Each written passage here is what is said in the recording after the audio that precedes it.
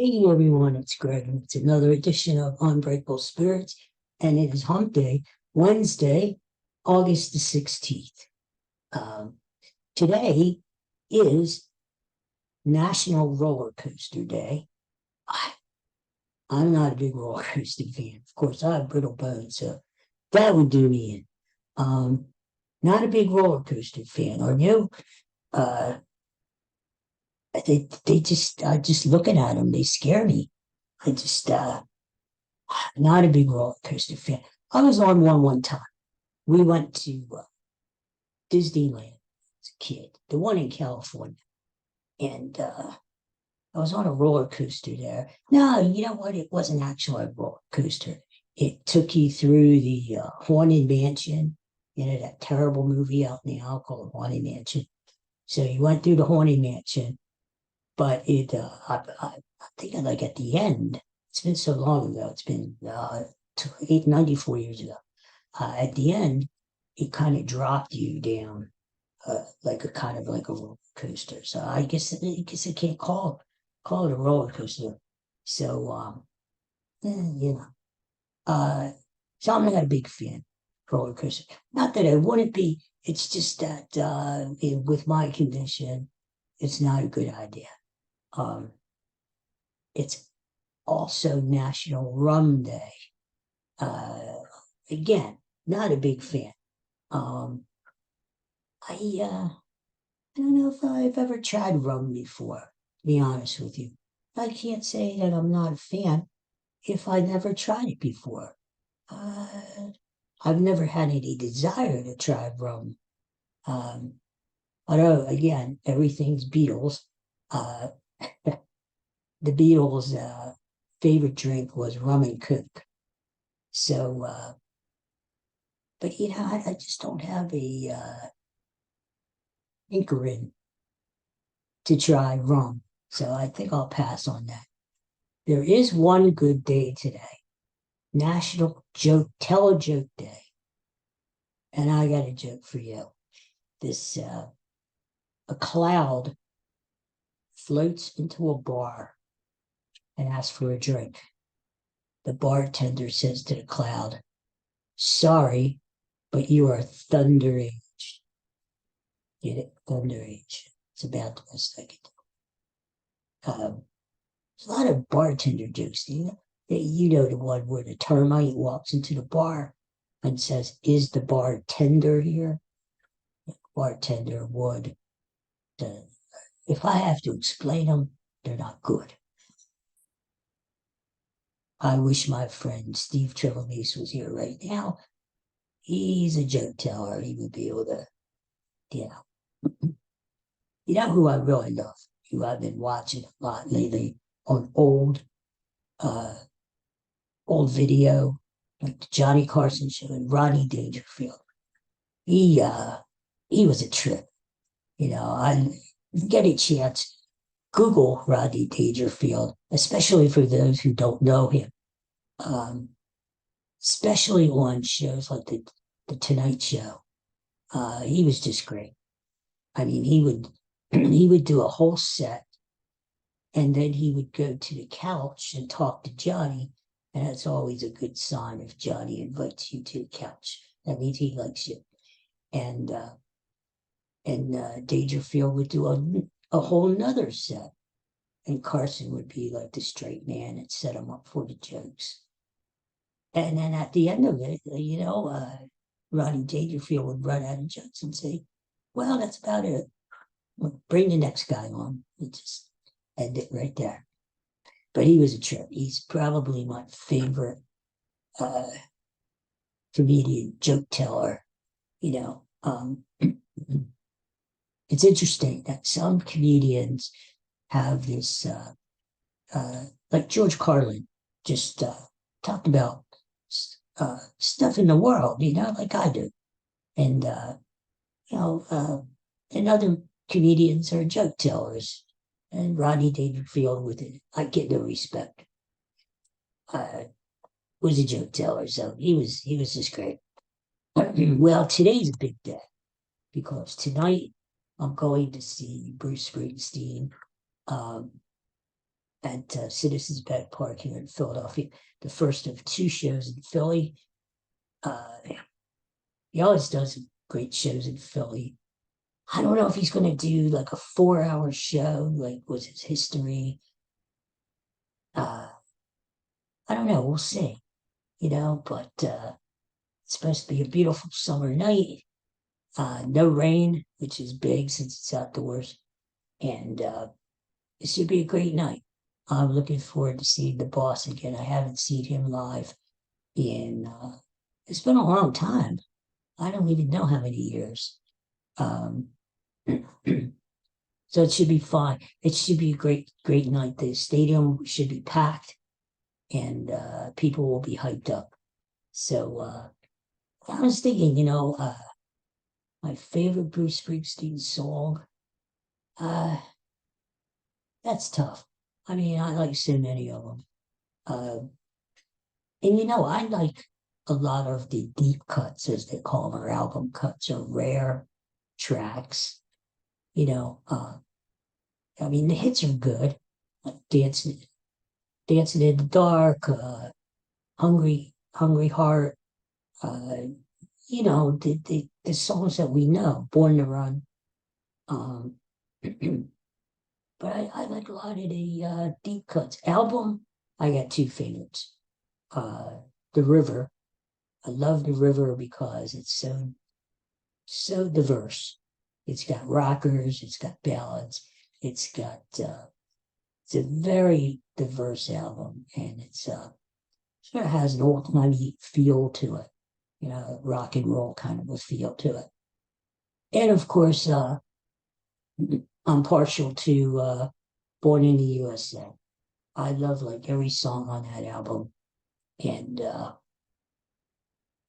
man, I remember when that came out in the early '80s. And I mean, Springsteen was everywhere. Springsteen, of course, has been everywhere for as long as he's been around, back in the Born to Run days. I have to admit, back in the '70s, I wasn't into Springsteen as much.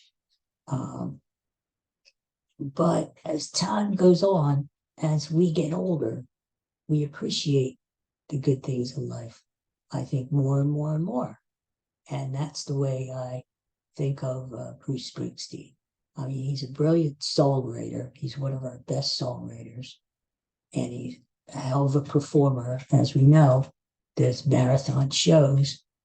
Uh, so, it's going to be so much fun. So tomorrow I'll give you a rundown on how the Springsteen show was in Philadelphia. Um, some other concert news. I see that Madonna is going to be back on tour.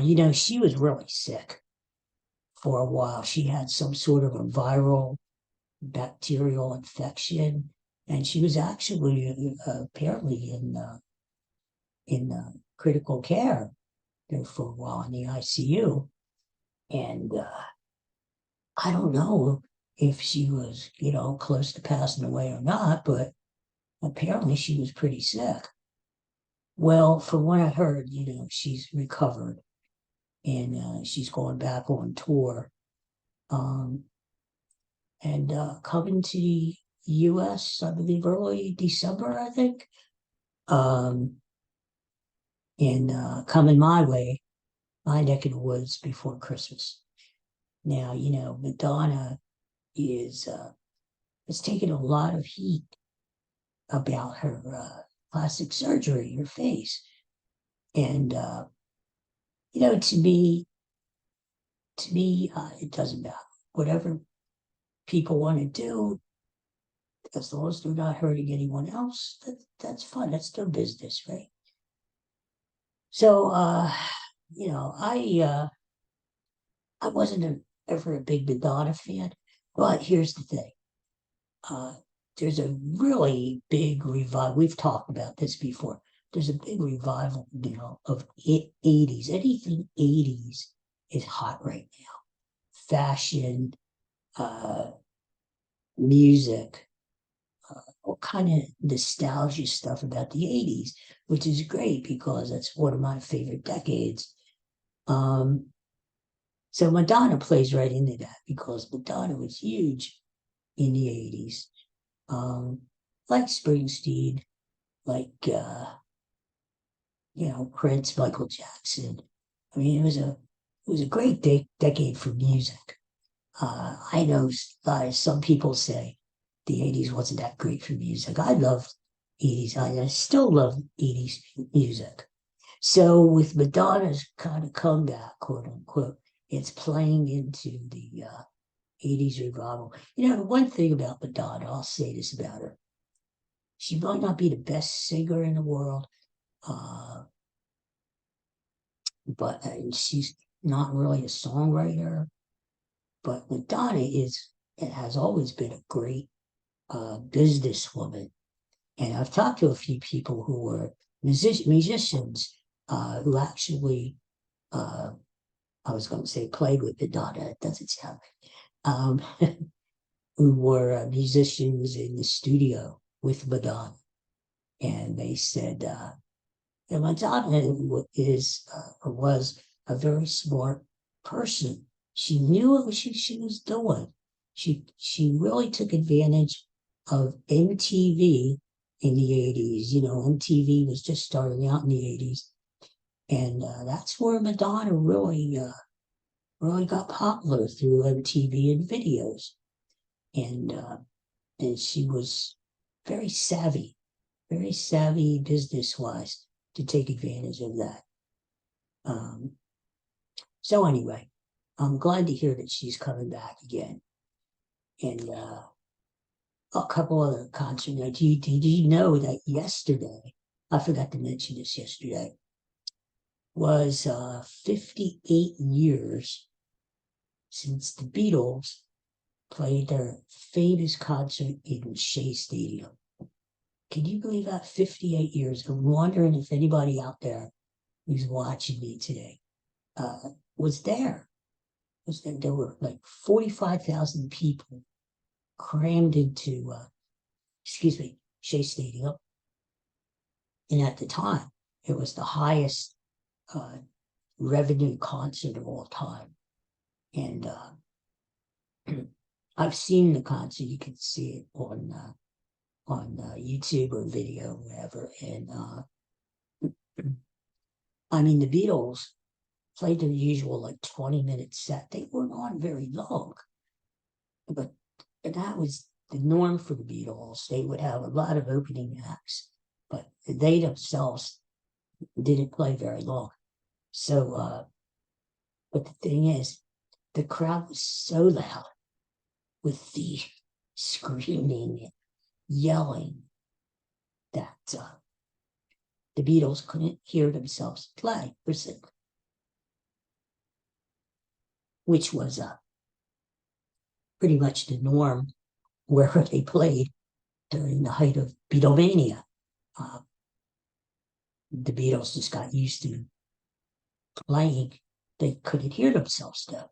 And of course, back in those days, the technology was pretty primitive compared to what it is right now. So it's hard to believe. 58 years.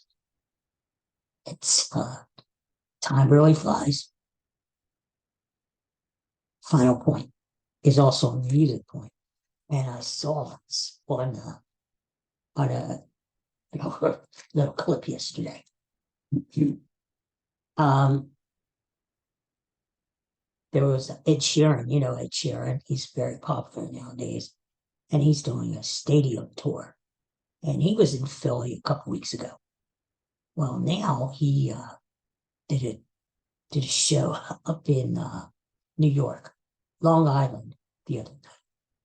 And who weren't there together,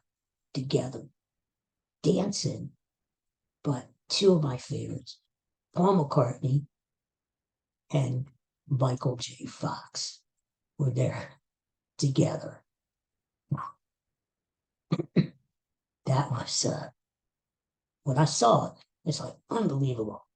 Two of my heroes right there in the same video. enjoying it, sharing the concert together. That was great. So, excuse me.